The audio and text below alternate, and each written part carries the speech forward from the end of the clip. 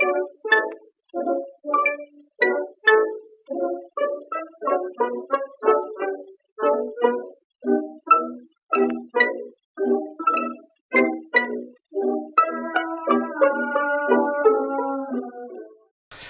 name is Glenn Reisweber. I'm the Executive Director of the Lime Hollow Nature Center. I've been the Executive Director since 2006. One thing I wonder too is what brought you to this area? So I am a retired military officer, and my last duty assignment was at Cornell University. I was a professor of military science. I settled in Cortland, and when my tour of duty was done, my wife says, "What are you going to do?" I said, "I'm not sure what I'm going to do, but here's a long list of things I'm not going to do."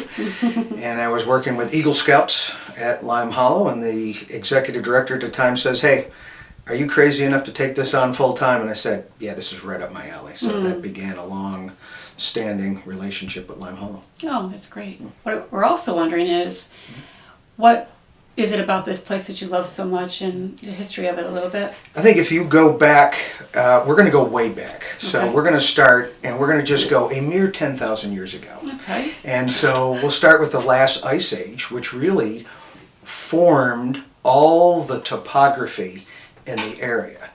And what caught the attention of several biology and geography professors at SUNY Cortland was this unique topography of the area known as Lime Hollow.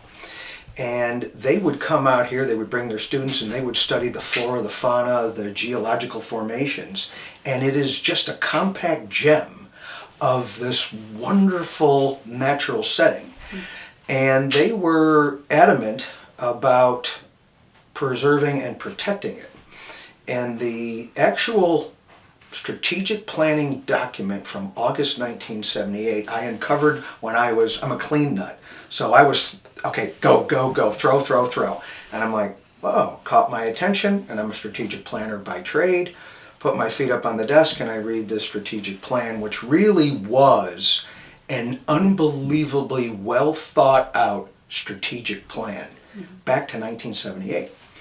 And so these professors decided that how do we get this unique topography, which has marl ponds, which are basic and unique in this area. You have an acidic bog, which is a kettle hole bog. And then you got a series of these wetland and woodland areas along the old Lehigh Valley Trail, or the Lehigh Valley Railway, which was an old railway coal runner out of Lehigh, basically the Pennsylvania region. It used to kind of run right through here, and this stretch ran from kind of Syracuse, Cortland, down to Ithaca and Elmira and beyond. And so the idea of acquiring the railway right-of-way back in the 1970s, because the railway went out of business, to the best of my recollection, we're probably talking running between 1860 and 1960, about 100 years. The railway went away, and there was kind of an interesting movement to talk to the county legislature. And I don't care what time period of history you're talking, times are tough, money's tough, and we can't do this, and all this other stuff. When in fact, that's the story of who we are and what we do. I know of no time since I've been alive where I say, hey, we're flush with cash. Let's go ahead and do this. That's just the way it is. So these innovators, and really heroes of conservation, I would call them. And this is John Gustafson, Gene Wallbauer, Charlie Yapel, George McDermott. These were some of the titans of biology and recreation at SUNY Cortland. And small group, they went to the county saying, listen, let's buy this property, the right of way. And we're talking fairly, not an expensive price, but a little bit of angst in the legislature to go ahead and look decades out. And that is forward thinking. Most of these folks are long gone, but yet this is the legacy that they started back really kind of in the early 70s. By contrast, in Tompkins County, they didn't purchase the railway right away. And that land reverted back to farmers' fields. It was plowed over. You'll see a couple railway bridges. And it's interesting to note that there's a movement right now to reconnect. So this is a very, Tompkins County kind of known for forward-thinking preservation. They have all the state parks, they have the gorges, And us poor folks down in Cortland, we don't even have a state park. And so these really forward thinkers said, let's get this. And to the credit of those legislators, decades ago, they bought the railway right away. And that actually began, was the start of Lime Hollow, the vision. Mm-hmm. But there's also the Tunison lab that came into the equation. But we can get to that later.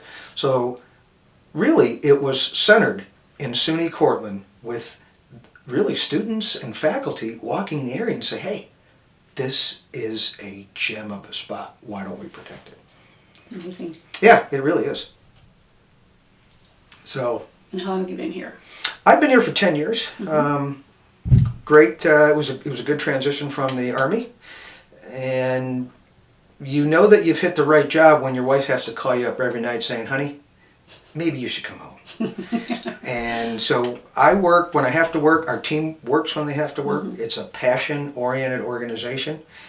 And we're here and lucky to be protecting this little green space. It's kind of like Central Park if you look at it, because there's a lot of development around here. And there's going to be more development in the area. You take a look at Central Park, which is surrounded by skyscrapers and an urban setting. Right. And green space is important, so they recognize this when they came up with the idea for New York City. And you're like, well, Cortland's not New York City, and I get that. But as we start looking at development, and we're not opposed to development, when we start looking at the preservation of this area, it is vital for our organization, and that's one of our core elements in our mission statement is the preservation in the area known as Lime Hollow. Mm-hmm. Mm-hmm. And so that really goes to what I was going to ask was, what do you see for the future of Lime Hollow? Yeah, we're always looking for land. Mm-hmm. And adjacent property owners, we're always talking to adjacent property owners. And, you know, there's still area in my target zone that is in my mission. So anybody that has land adjacent to the nature center, we want to, especially if it's a unique wetland area, it's got good topography, and really it does. Mm-hmm. And we've had some great success stories of working with local landowners that have donated. And this is generous, it is gracious, another set of heroes of conservation where sure they could make a buck. Sure they could come in and say, well, Dick Osbeck comes to mind. So Dick Osbeck and his family, Dick was a third generation farmer, and we were talking with him, and he sold us the property below cost so we could get it through New York State for nothing. How many times do you hear that story? Not too many times. And so we are surrounded by great people that say, we're not, like I said, we're not opposed to development. There's going to be. Dick sold his farm, and that's where Burn Dairy's at right now. Mm-hmm. But we said, listen, how about if we just preserve this little stretch of green space? Mm-hmm. We're not talking thousands of acres. Right now we manage 447 acres of land and 12 miles of trails. So it's really not that big of a green space, mm-hmm. but it's just enough where I had a gentleman from Tennessee just kind of popping through and in a Tennessee twang. He says, you know what I like about this place? I said, what's that, sir? He says, you guys are close to civilization. So a lot of nature centers or parks, you kind of have to travel to get there. Right. We're 5 miles from the center of Cortland, mm-hmm. and so we offer this oasis of greenness pretty close to, if you look at the epicenter of Cortland and say it's the rotunda of the courthouse area, well, it's about 5 miles. Mm-hmm. Just going to, for instance, I think, what would you tell people who are interested in the area? What would you tell them they could do right now when they come here? Yeah, so when I look at, people, we're busy. Everybody's busy. Mm-hmm. And if somebody just comes in, when I lived in Germany, and I said, if somebody just comes for one day, where would you take them in Germany? And so I had my little favorite town, and I had a friend that was evacuated out of Desert Storm, and one day, it's all he had. And so I took them to this one town. So if you just have one day Right.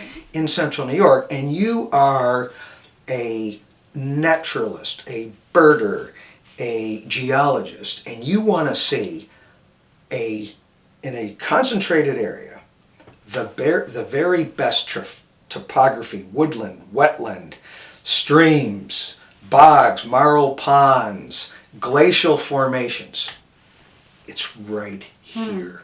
So it's not a monoculture of, all right, the only thing they have is a spruce forest. The only thing they have is open fields. We have an unbelievable density of great flora and fauna. The only critters that we don't have, and according to the Mammals of New York State little handbook that our kids walk around with, is black bear and moose. Just about everything else. And they say, ooh, the moose would be kind of cool. What about the black bear? We've had a black bear sighting off the property, but I officially can't count the black bear. And then they're not going to set up residence here, but they'll be passing through. And I'm convinced one of these days somebody's going to see a black bear wandering through Lost, because we've had it at Cortland. And now what would somebody do if they came here for a visit for the day? You have hiking trails and that sort of thing? We do have hiking trails, and so what we normally do is they'll come into the visitor center and we'll chat with them and find out what are you interested in and how long, and then we'll put them on a trail where they get to see the very best. And we have kind of a 2-mile trail, a 2.5-mile trail, and then depending on what they want to see. If they're birders, we'll send them on more of a birding tour. If they're fascinated by the bog, we'll send them over Chicago Bog, which is that's one of our more well-traveled hiking trails. What is a bog? The bog it's a classic kettle hole bog. So the bog is like, if you think of a bowl, and it's surrounded by high ground. There's no inlet water and there's no outlet water. It's formed by basically rainwater, snowmelt, and the bog actually has a sphagnum moss mat. It's actually shaped like a donut, so there's a moat around it. There's a mat, and then there's the donut center. And the old the folks that used to live on Gracie Road don't call it Chicago Bog. They call it Donut Hole Pond because it looks just like a ring donut, and the bog is unique because if you do a pH test, and we do field trips primarily with our 5th grade students, and if they test the acidity of the bog, and so it's more acid than a neutral or a base, and that supports different plants. And there's actually bullhead in there. There's small bullhead, and they got to be really tough and rugged if they're living in that kind of environment. Yeah.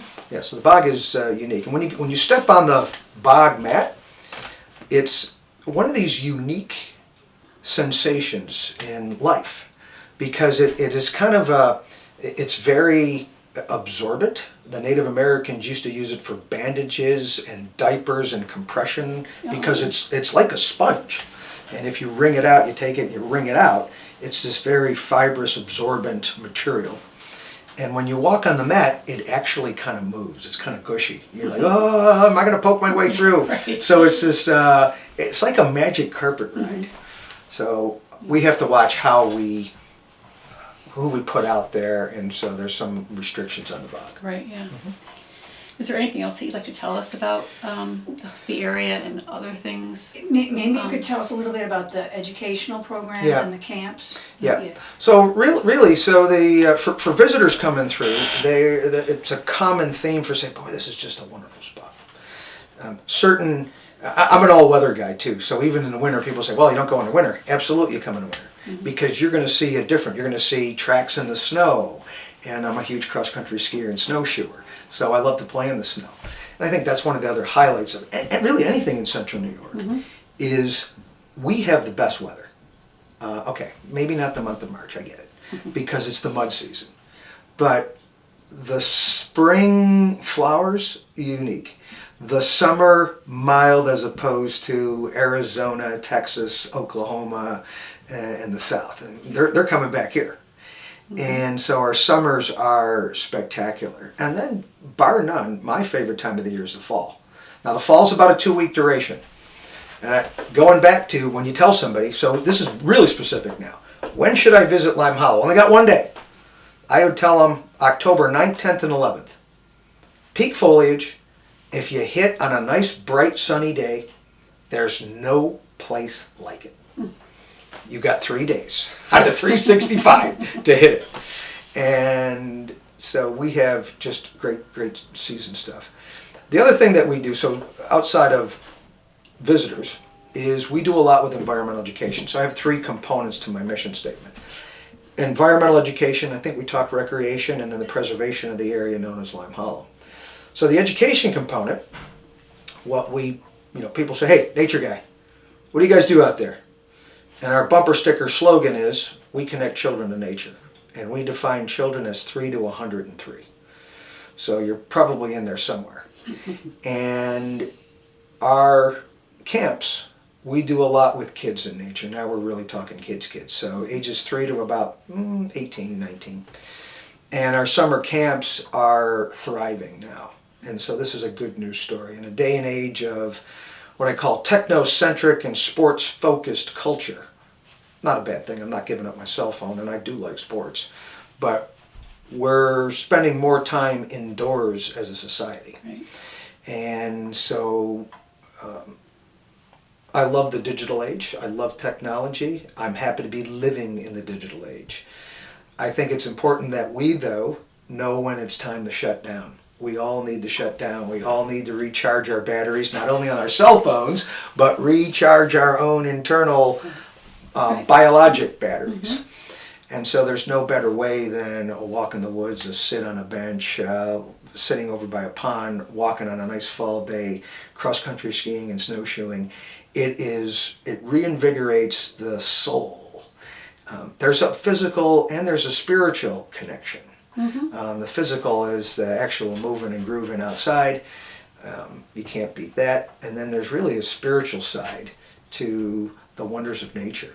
It's unscripted. There's no plot to it. There's no beginning, there's no end. It's not a 30-minute video. It's not a video game. You could be walking and all of a sudden you're looking off in the distance and there's 2 gray foxes slinking across an open field.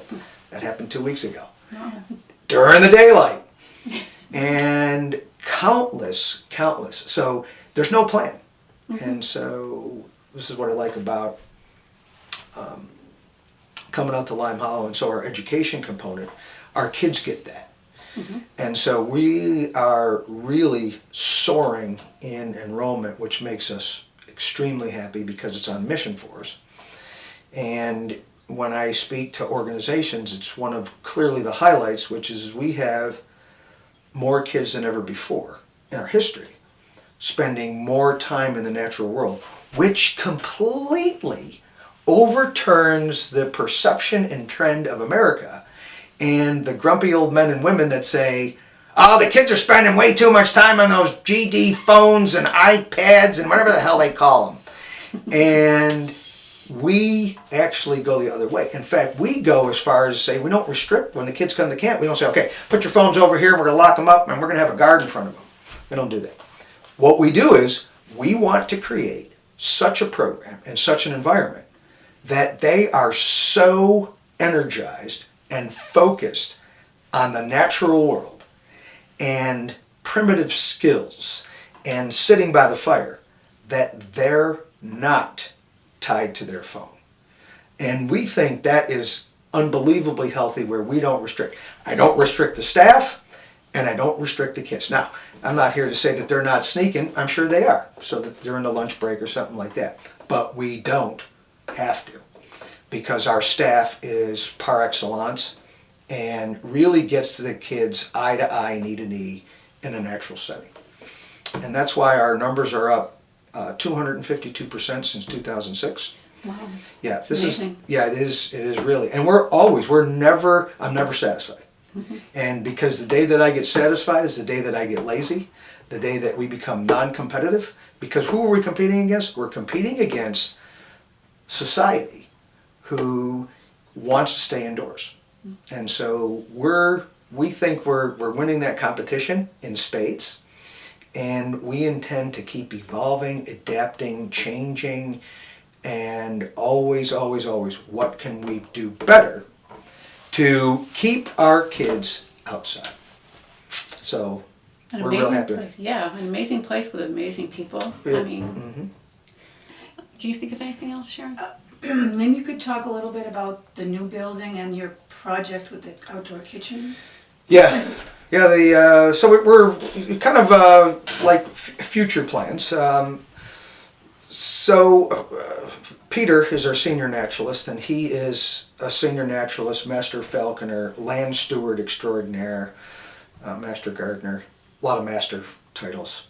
But he and I have somewhat different view on, I'll call it development. He and this is a healthy, what I call friction, where he doesn't want to give up a shred of green space. But I say, hey, you got to have parking areas, you got to have bathrooms, you got to have some infrastructure.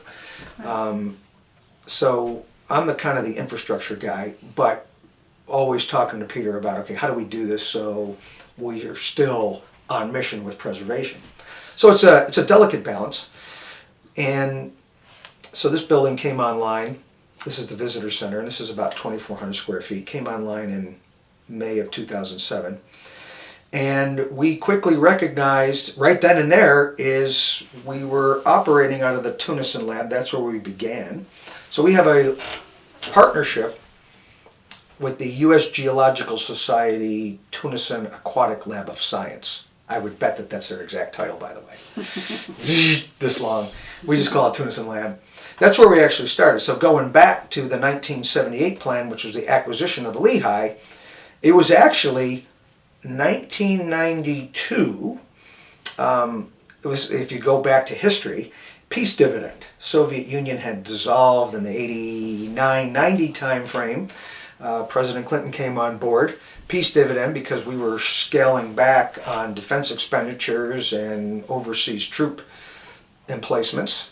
And basically put out to a lot of federal agencies is if you've got land and you're not really doing anything, see if you can partner with somebody and do something good for your local communities and get out there and hustle a little bit. So the lab director, not sure his name, met with John Gustafson and Charlie Yapel. This is probably circa 91-2. And the Tunison Lab says, we've got 100 acres of land. It's great woodland, wetland. Hasn't been timbered in a long time. And would you be interested in, I heard you guys maybe want to start a nature center. And so they jumped at the chance. We formed a memorandum of agreement with the Tunison folks. They let us use some old buildings, and that began the Nature Center in 1993. In 2006 or 7, we put this, and then our visitor total went from 12,000 visitors to 32,000 visitors today. A lot of it is Charlie Yapel's vision for this building and the board of directors. We've always had an absolutely spectacular, forward-thinking, roll-up-your-sleeves board of directors. Love our board of directors. And so when you come here, it's not a coat and tie kind of business. I'm never going to be in a coat and tie. So it's not a coat and tie. It's come in jeans, and we might have to work that board meeting. Yeah. So the board members, and really at the vision of Dr. Charlie Yapel, said, listen, we need to build a new building off the government land because that's not a forever kind of deal. You know, the winds of Washington could change, and who knows, they could be here today, gone tomorrow. So we were adamant about, Charlie Yapel was adamant about putting this building, this is a visitor center, and this really changed kind of the demographics. And you're like, well, can a building do that? Well, it's an Adirondack style building, and it screams, wow, what is that? So when I first ran past it and it was a shell, and when I was running trails, I said, what the heck is this thing doing in Cortland? It's so out of place. It's so unique. It's a gorgeous structure. White pine, big, huge, 30-inch logs from the Adirondacks, and it draws people. It draws people, and it's a portal. So it's not, they're not coming to the visitor center. It's a magnet, and they say, well, let me just stop here. But it's a portal. It's just a way station to get them to the natural world. So it's almost like a gate. And they go through the gate, and we're the gatekeepers, and we say, listen, here's what's past the gate. And we get them excited about really what's out there. So we don't do a whole lot with displays. We have a wonderful bird garden for folks that a cup of coffee or mobility issues. But really, the building it's like a garden shack. It's a small building, and people come and go, and that's what this building does. So as we started growing programs, we say, okay, someday the government's going to tell us that we can no longer stay in those old buildings. These are circa 1870s farmhouses. Oh. Poor electrical, poor bathrooms, poor everything. But grateful to the U.S. government for allowing us to use those facilities for all those years. So we said maybe we should plan on another building, and we've got between 5 and 7 years, and the planning assumption from our strategic planning group was you're going to have between 5 and 7 years, and then the government's going to tell you to move no notice. That was one of the assumptions that we made. So we started a multi-year, slow, turtle-moving campaign to build a new facility. And we put it on an old lumber mill site about a quarter mile away. And we set high standards for construction, which was net zero energy, which means zero cost for energy. In fact, if we can actually squeak out making a little more, that wouldn't be a bad thing. So if you take away energy costs, you're going to save yourself a few $1,000s every year over 20, 30 years. Okay, that's a significant. Plus, it's a statement of who we are as an organization. So there's no net zero energy commercial building in Cortland County except for that one. That's a pretty high standard for a small little nature center, one nickel away from bankruptcy. Yeah. And so we're really, really proud of bringing that facility on board. And that is partnered with the Onondaga Cortland Madison BOCES program, so they helped build a portion of it. That was their construction trades. And that houses, during the academic year, the OCM BOCES New Vision Environmental Science program. So these are high school seniors who study aquaculture, forestry, fisheries, sustainability, plants, sustainable farming. And they come two sessions, one in the morning and one in the afternoon, from all 3 counties. And they come afar, some of them 35, 45 minutes on a bus for that program. 39 weeks a year, they're there, and we built that building with them in mind to house that program. The other 10 weeks is the site for summer camp. So that's 39 plus 10, 49. We do 2 weeks when the kids are off from school. We're in session. That's, what do we have now, 49, 51. So basically we're just shut down for 1 week over there. Now, for a school building, I know of no school that operates at that density for 50, let's say 50 out of 52 weeks a year. So it's a small school. I'm not saying it's a high school. 2,800 square feet, and it serves both purposes for the New Visions program and for our summer camp. One of our main hubs is summer camp. Appropriately named, while he was still alive, which is something that we are extremely happy with. So the great John Gustafson, who really, he sat at this desk on the Wednesday, well, let me backtrack a little bit. On the occasion of his 90th birthday, with all of his family and friends, we made the announcement that we were going to name it Camp Gustafson, and with him there. And he was there when we dedicated the whole campus in June of 2015, and then the next year he was gone. So the tribute to John Gustafson, when he walked into the gates of heaven, first of all, he went to the front of the line. And he walked to the gates of heaven, and St. Peter's guards said, "Ladies and gentlemen, please step aside. The great John Gustafson has finally arrived." Oh, And that's as he's wonderful. passing through the portals, all of his friends and colleagues from decades ago are patting him on the back and said, "Gus, great camp." And he knew what they were talking about. Whereas oftentimes we tend to honor people when they're gone, and when they get to the gates of heaven, they don't know what's going on. It takes them a while to figure out. But not John Gustafson. So it's called Camp Gustafson. We're really proud of that.